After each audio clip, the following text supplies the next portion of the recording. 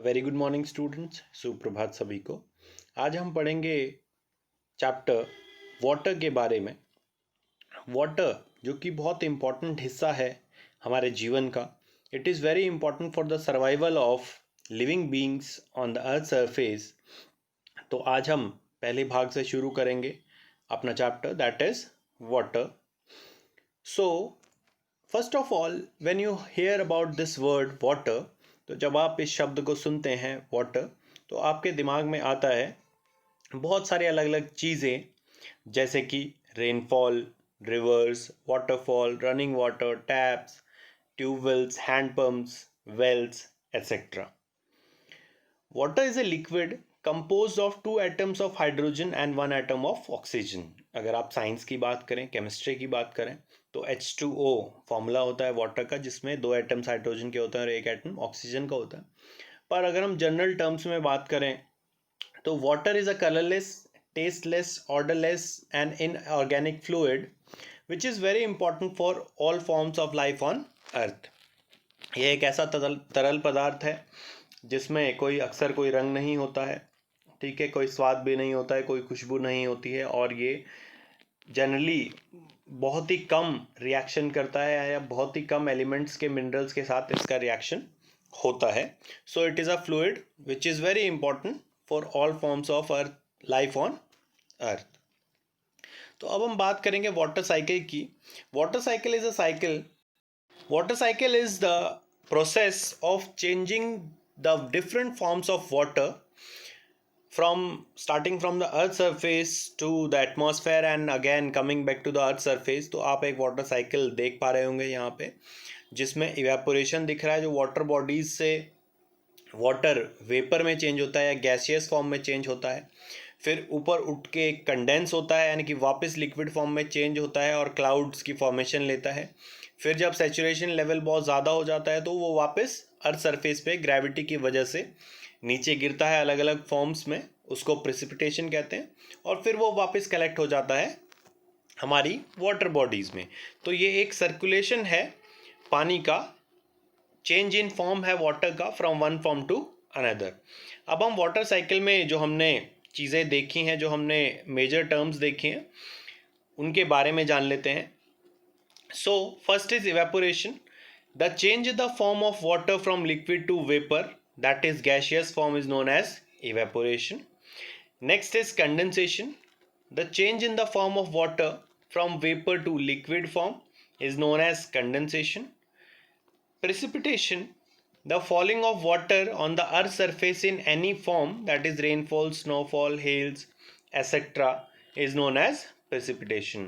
पानी का नीचे गिरना किसी भी फॉर्म में due to gravitational pull of the earth surface and various other climatic factors is known as precipitation. So ये तो हमने बात की वाटर के बारे में, उसके डिफरेंट फॉर्म्स के बारे में, कैसे वाटर सर्कुलेट होता है अर्थ सरफेस और एटमॉस्फेयर के बीच में। हम बात करेंगे टेरेरियम की। अर्थ भी एक टेरेरियम की तरह ही बिहेव करता है। आप एक आर्टिफिशियल टेरेरियम भी बना सकते हैं, जिसमें आप सॉइल, चारकोल, ग्रेवल, वाटर का यूज़ करते हुए एक जार में छोटे पौधे, जिसको आप बहुत छोटे, जिनको आप पॉट्स में, गमलों में लगा सकते हैं, इस प्रकार से एक टेरेरियम बनाया जा सकता है। It is an activity also given in your book. So what is a terrarium? An artificial enclosure for keeping small house plants is known as a terrarium. Make your own terrarium. This is the activity suggested in your book. Our earth is also like a terrarium and keeps on changing forms and shapes. हमारा जो अर्थ है वो भी एक terrarium की तरह behave करता है, जिसमें पानी अपने फॉर्म्स और शेप्स चेंज करता रहता है, यानी कि वाटर अवेलेबिलिटी ऑलमोस्ट सेम रहती है जो थाउजेंड्स ऑफ ईयर्स पहले थी, वही वाटर अवेलेबिलिटी आज भी अवेलेबल है। सो प्रेजेंस ऑफ वाटर की अगर हम बात करें अर्थ सरफेस में, तो अर्थ सरफेस का लगभग 71% जो सरफेस है वो कवर्ड है वाटर से। पर the major sources of fresh water जो हमें पता है, जैसे कि ग्राउंड वाटर, जिसको हम हैंडपम्प, ट्यूबवेल, वेल्स वगैरह से निकालते हैं, इसके अलावा rivers, lakes, springs, glaciers, etcetera. But most of the water present on earth is in oceans and is salty. पर जो ये ज़्यादातर जो पानी अवेलेबल है ये ओशंस में है और बहुत ज़्यादा सॉल्टी है। The most abundantly found salt in is sodium chloride. और ये जो सॉल्ट ओशैनिक वाटर में है इसमें से अधिकतर जो सॉल्ट है वो कौन सा सॉल्ट है? Sodium chloride. यह वही सॉल्ट है जिसको हम हर रोज़ अपने खाने में इस्तेमाल करते हैं। So if you talk about distribution of water, presence of water में हमने जान लिया कि 71% जो सरफेस है वो वाटर से कवर्ड है और लगभग 29% जो सरफेस है अर्थ सरफेस का वो लैंड फॉर्म से कवर्ड है। सो अवेलेबिलिटी ऑफ वाटर की अगर बात करें तो आपको दिख रहा होगा डायग्राम में 97.3% जो वाटर है वो कौन सा वाटर है? Salty water. और सिर्फ 2.7% वाटर जो है वो कैसा वाटर है? Fresh water. But only 1% of total water on earth surface है अवेलेबल फॉर डायरेक्ट कंजम्पशन। पर सिर्फ 1% जो टोटल फ्रेश वाटर है उसका सिर्फ 1% है। टोटल वाटर है अर्थ पे उसका 1% जो वाटर है वो हम इजीली बिना किसी मेजर एफर्ट के डायरेक्टली कंज्यूम कर सकते हैं ग्राउंड वाटर से, रिवर से, लेक से एसेट्रा। तो देखिए यहाँ पे कितनी महत्वपूर्ण बात है कि टोटल वाटर में से जितना भी पानी अर्थ पर अवेलेबल है उसमें से सिर्फ 1% ही हमारे लिए डायरेक्ट कंजम्पशन के लिए, इजी कंजम्पशन के लिए अवेलेबल है। तो इसका मतलब ये है कि हमें वाटर को बचाना है ताकि हम सर्वाइव कर सकें और लाइफ के जो डिफरेंट फॉर्म्स हैं, जो एनिमल्स हैं, प्लांट्स हैं एसेट्रा और ह्यूमन बींग्स हैं, ये सभी सर्वाइव कर सकें। ह्यूमन बींग्स के और लाइफ फॉर्म्स के सर्वाइवल के लिए बहुत ज़्यादा इम्पॉर्टेंट है water. So why is water important for us? हमारे सामने एक सवाल उठता है कि पानी हमारे लिए इतना महत्वपूर्ण क्यों है? Water is very important for survival of all living beings on earth. सबसे पहले तो हमें ये बात जान लेनी चाहिए, एक बहुत ही एसेंशियल फ्लूइड है जिसके बिना लाइफ का प्रेजेंस इमेजिन करना अर्थ पे बहुत ही मुश्किल है। And only 1% water is available as fresh water which can be easily and directly used. We use water for various different activities. हम ड्रिंकिंग के लिए, खाना बनाने के लिए, उसके अलावा वॉशिंग के लिए, एग्रीकल्चर के हमारे फील्ड्स में पानी देने के लिए, बहुत सारी बड़ी बड़ी इंडस्ट्रीज़ के लिए, तो बहुत सारे डिफरेंट यूजेस हैं वाटर के। इसीलिए भी ये बहुत महत्वपूर्ण हो जाता है कि पानी को हमें बचाना है। Therefore it is very important for the survival of life and the different activities which we perform while living on the earth surface. सो अब इम्पोर्टेंस की बात हो गई तो अब बचाने की भी बात ज़रूर होगी। सो वाटर कंजर्वेशन में दो पार्ट्स में हमने इसको डिवाइड किया है। आप अपने घरों में कैसे पानी को बचा सकते हैं और अपने स्कूल में कैसे पानी को बचा सकते हैं। हालांकि लगभग तरीके सेम ही है।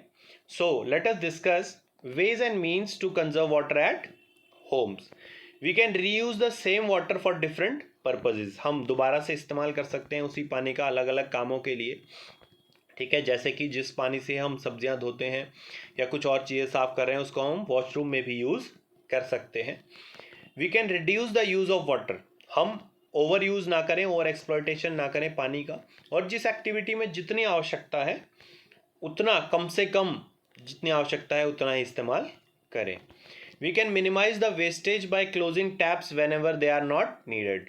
हम अपने टैप्स और शावर्स को बंद कर सकते हैं जब हम इंटरमीडिएट एक्टिविटीज़ करते हैं, यानी कि जिस समय हमें पानी की आवश्यकता नहीं है, while taking a bath, while brushing and while doing many other things, while washing clothes.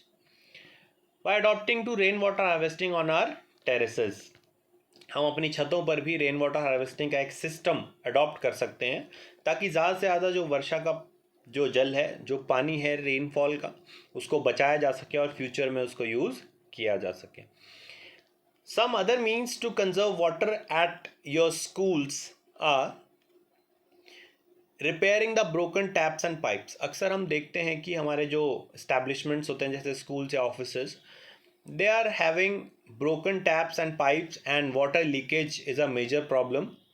So we can control and reconstruct and repair those leakages. Reduce the use of water. Schools में भी हम पानी का एक judiciously इस्तेमाल करें और जहाँ पर बचाया जा सकता है, जहाँ पे कम से कम इस्तेमाल किया जा सकता है, उस कम से कम इस्तेमाल में ही अपनी एक्टिविटी को पूरा करें. Minimize the wastage by not spilling water unnecessarily. Many of us, the children, have a habit of spilling water here and there or misusing or wasting water. So we must avoid such activity, and the person who is doing that activity, we must stop him also. We can also adopt rainwater harvesting in different areas of the school premises. तो school का जो हमारा building है, जो हमारा area है, उसमें अलग अलग जगह पर जहाँ पर भी वाटर हार्वेस्टिंग या रेन वाटर हार्वेस्टिंग को हम अडॉप्ट कर सकते हैं, वहाँ पर हमें उसको अडॉप्ट करना चाहिए. So there are a few important terms also, interesting facts also regarding water and its availability on earth. Let us see what are the important facts. In a diagram, in the map, you can see Israel, Jordan, and in between that you can see Dead Sea. So most of the part which is controlled by Israel is having that water body that is named the Dead Sea. So salinity की बात करते हैं हम पहले. लवणता इसको हिंदी में कहते हैं, यानी कि नमक की मात्रा कितनी है प्रति 1000 ग्राम पानी में. The amount of salt in gram present in 1000 gram of water is known as salinity. तो लवणता या सैलिनिटी किसको कहते हैं? 1000 ग्राम में कितने ग्राम सॉल्ट अवेलेबल है, 1000 ग्राम पानी में कितने ग्राम सॉल्ट प्रेजेंट है. The average ocean salinity is 35 parts per 1000 grams. तो ओशन की जो एवरेज सैलिनिटी है वो 35 ग्राम्स पर 1000 ग्राम्स ऑफ वाटर है. पर अगर आप डेड सी की बात करें, जिसको अभी आपने डायग्राम में भी देखा, मैप में देखा, it has a salinity of 340 parts, यानी कि लगभग 10 गुना ज़्यादा यहाँ पे सैलिनिटी है डेड सी की. और लगभग 1/3 पार्ट जो है डेड सी का वो सॉल्टी है, एज अगर आप 1000 ग्राम पानी को उससे कंपेयर करें तो.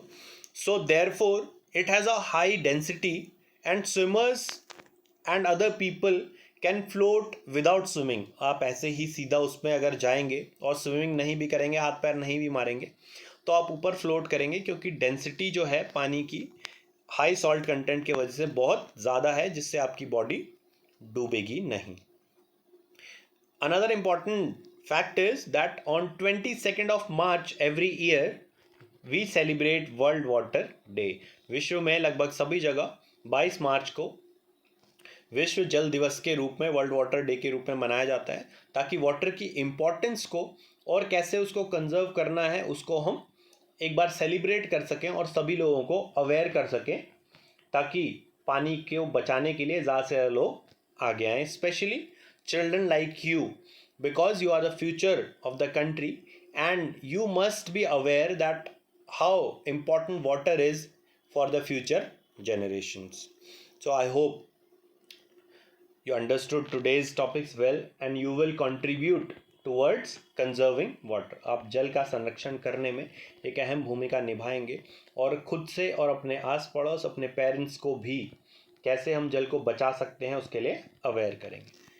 In the assignment part, we have question number first, why is water important to us? Question number 2, suggest some ways and methods of conserving water. Question number 3, what is a terrarium? Question number 4, draw and explain a well-labeled diagram of water cycle. Question number 5, what is water salinity? I hope you understood all topics well. If the video was informative, please like it. Share it with others so that they can also be benefited from the information which we had. You can also give your valuable suggestions through your comments so that I can make further improvements in the coming videos. And do not forget to subscribe my channel for latest updates and more informative videos. Thank you and have a nice day.